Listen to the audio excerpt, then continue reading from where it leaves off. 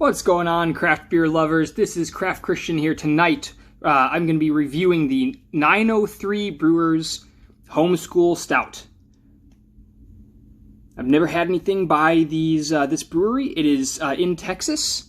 Got a great little can design. They have some very colorful looking cans.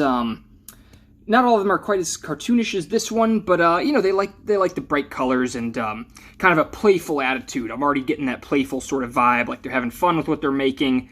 So the Home School Stout, it is aged in vanilla bean and coconut. I've never seen it phrased quite that way, aged in vanilla bean. It makes me picture like opening up green bean and like pouring the beer in there to sit for a while. So I somehow think that's not quite literally meant, but and it's a pretty strong one. It's a vanilla and coconut milk stout at 10.5% ABV. Not the strongest I've had. I think I've pushed up to like a 14.7 or 15.3% imperial stout recently, but it's up there. And why am I choosing this beer? Why is this the experience I want to have tonight? Well, it's kind of late at night. I kind of want to just have one more beer. It's cold out. It's finally started to cool off in Texas at night. It's getting cold.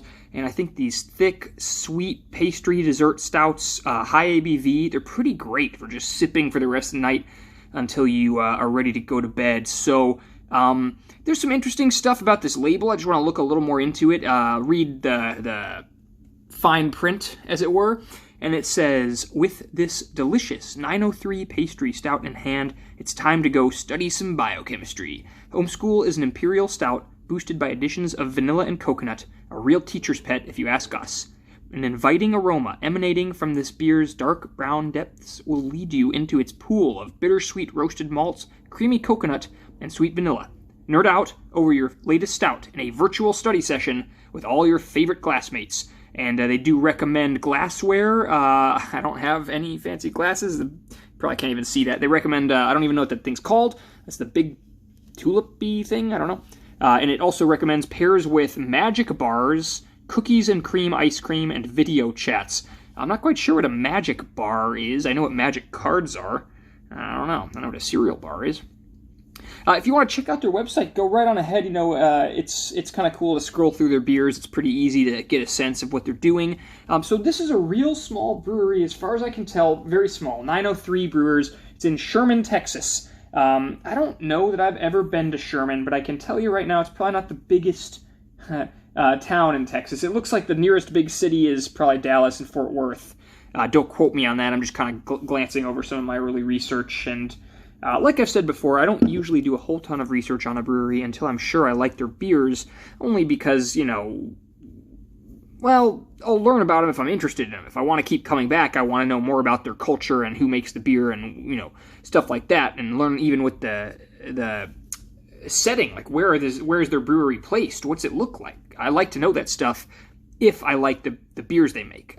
It sort of enhances the experience, but if I don't really like the beer, I don't really care all that much about the finer details of their brewery, other than as a bit of side trivia.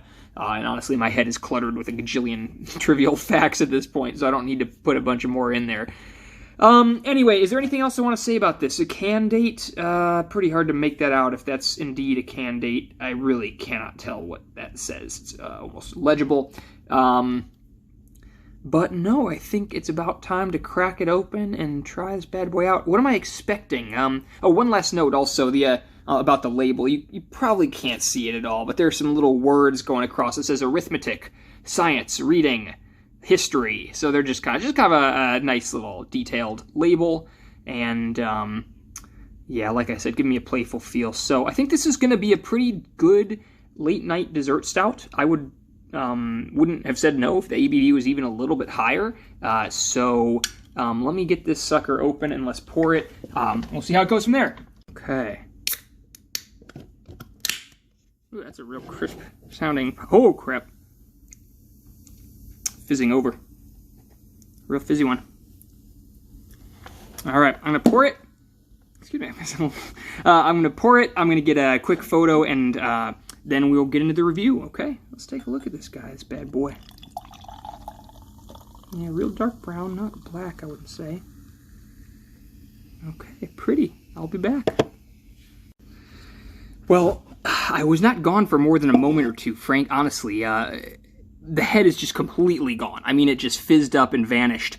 That obviously isn't the biggest deal. To me, I kind of really get excited for like a real nice head, the real light, white, cloudy, fluffy ones, or the kind of mocha brown or coffee or toffee colored ones. I mean, I love it. It just adds so much visual appeal, having that extra ratio of a different color in your glass. So, but you know what? That's all visual. It doesn't really necessarily mean anything about the enjoyment of drinking the beer. Oh my God, that reeks of coconut. Oh my God, it smells like coconut sunscreen oil. And you probably like, some of you are like, God, it's disgusting. Dude, I love that smell. It reminds me of summer, kind of sweet coconut sunscreen smell. And, man, it smells sticky. It smells sugary coconut. No bitterness, some alcohol smell. It almost smells like it could have been barrel-aged or something. Maybe that's the vanilla. That's probably the vanilla I'm picking up on, kind of associate it maybe with some of the bourbon or oak.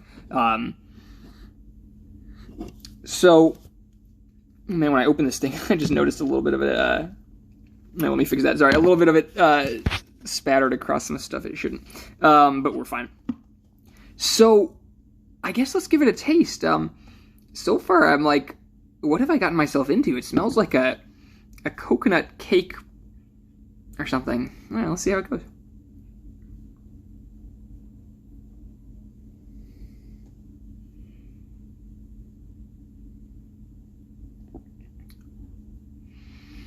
Not bad. Yeah, it delivers on the smell. It's hefty dose of coconut. None of the coffee tastes that you normally kind of associate a lot with some of these heavy stouts.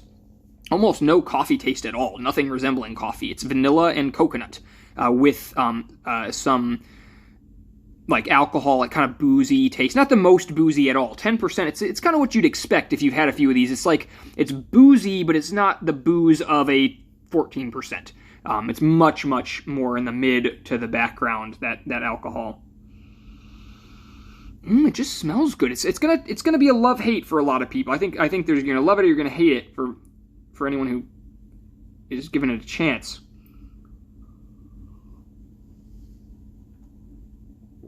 Mouth feels nice.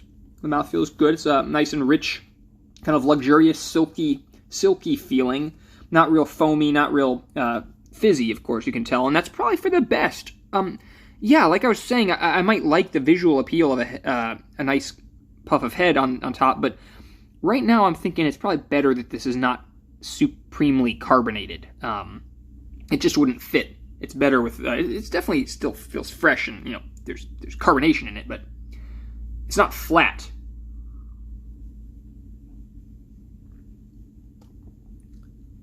You know, not flat by any means. It's just that the carbonation isn't what I would call aggressive. So I think I hit a home run in terms of picking the right beer for the right moment. I described at the beginning of this video how I'm looking for like kind of a late night, heavy winter, sweet dessert stout, and that's exactly what this has delivered. It reminds me, the closest thing it reminds me of that I've reviewed also is the Tupps Full Grown Scallywag, which is, in my opinion, my favorite stout so far.